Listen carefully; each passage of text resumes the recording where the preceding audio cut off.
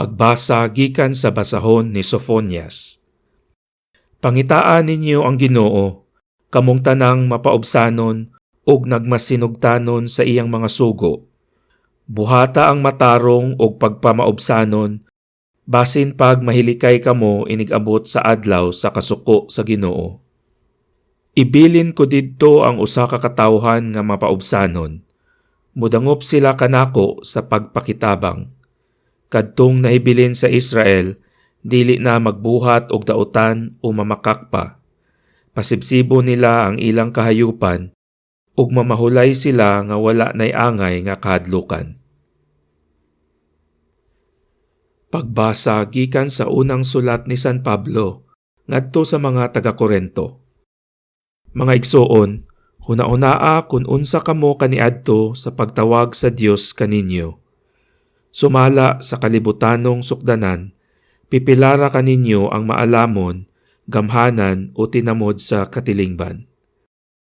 Gituyo pagpili sa Dios ang giisip sa mga tawo nga walay kapuslanan, aron pakaulawan ang mga maalamon o gipili niya kadtong giisip nga huyang aron pakaulawan ang mga tawong gamhanan. Gipili sa Dios ang mga sinalikway ug mga tinamay niining kalibutana ug ang gipakawalay bili sa mga tawo aron paghimong walay kapuslanan ni adtong mga butang nga giisip nilang mahinungdanon aron wala gayoy makapagarbo sa atubangan sa Dios. Apan kamo gihiusa sa Dios diha kang Kristo Jesus ug diha kang Kristo aduna kitay kaalam. Pinaagi kaniya nahimo kitang matarong atubangan sa Dios. Nahimo kitang balaang katawhan sa Dios ug gihatagan kita og kagawasan. Busa sumala sa giingon sa kasulatan, ang buot magpasigarbo, kinahanglan magpasigarbo sa mga butang nga nahimo sa Ginoo. Pagbasa gikan sa Ebanghelyo sumala ni San Mateo. Sa pagkakita ni Jesus sa katawhan, mitunga siya sa bungtod ug milingkod didto. Unya mialirong kaniya ang iyang mga tinun-an ug gitudloan niya sila niining mosunod. Bulahan ang miila nga sila kabos sa mga butang nga espirituhanon, kay maangko nila ang paghari sa Dios. Bulahan ang nagsubo, kay lipayon sila sa Dios. Bulahan ang mapaubsanon, kay maila ang tibuok yuta.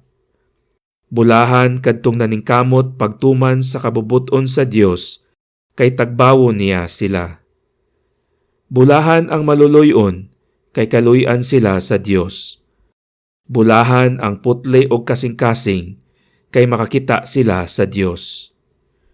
Bulahan ang naningkamot nga managdait ang katawhan, kay isipon sila sa Dios nga iyang mga anak.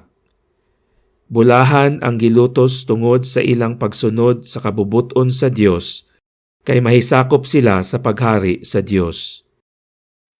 Bulahan kamo kung biay-biayon ug daog-daogon sa mga tawo, ug butang-butangan sa tanang matang sa kadautan, tungod sa inyong pagsunod kanako.